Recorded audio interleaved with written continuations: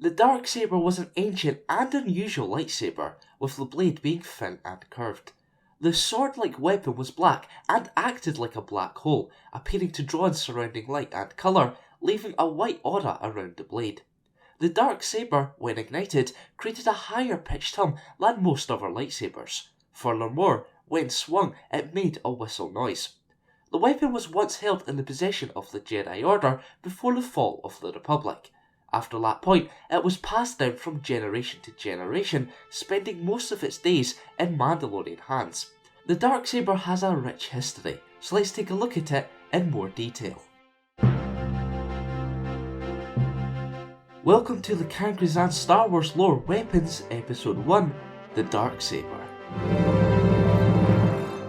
The Darksaber was more like a sword than a lightsaber due to its shape and flatness.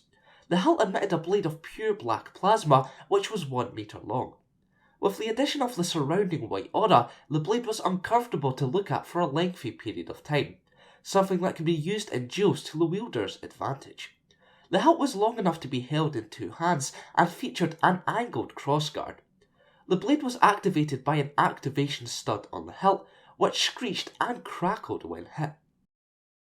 The Darksaber was an ancient and powerful weapon held in the Jedi Temple on Coruscant for countless years. However, the temple was raided by Mandalorians from the Vizsla clan, who stole the Darksaber during the Galactic Republic's fall in power. From that point onwards, the weapon was continually handed down generations, killing many Jedi over the course of its existence in the Vizsla clan's hands. In 60 BBY, the Darksaber had been given to Tor Vizsla.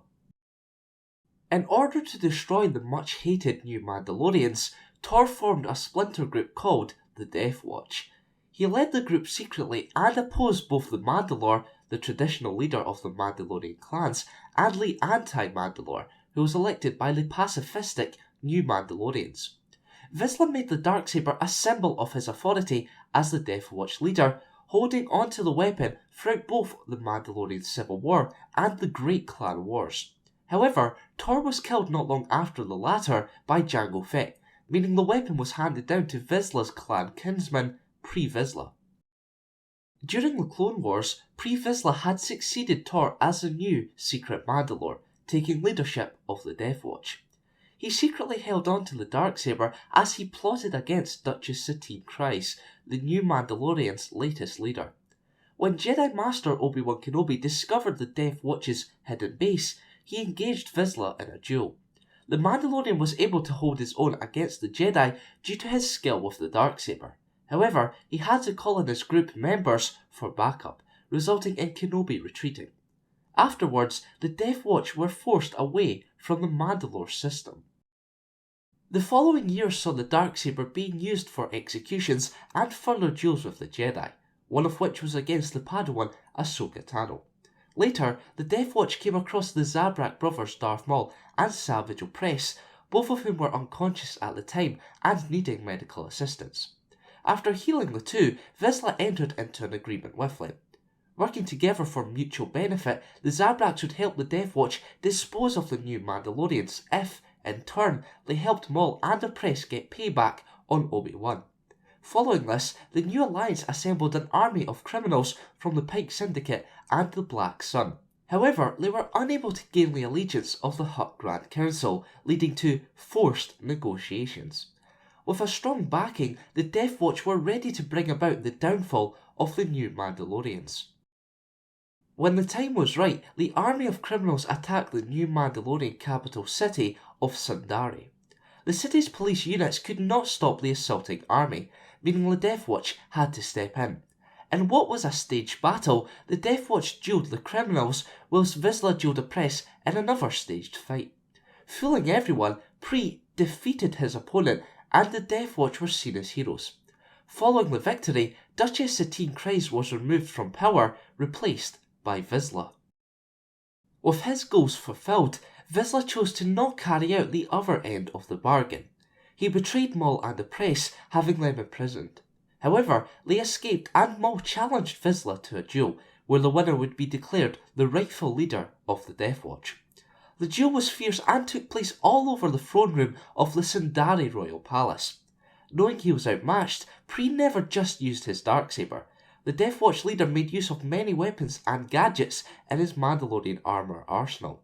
Unfortunately, Vizsla's efforts were not enough as he was defeated.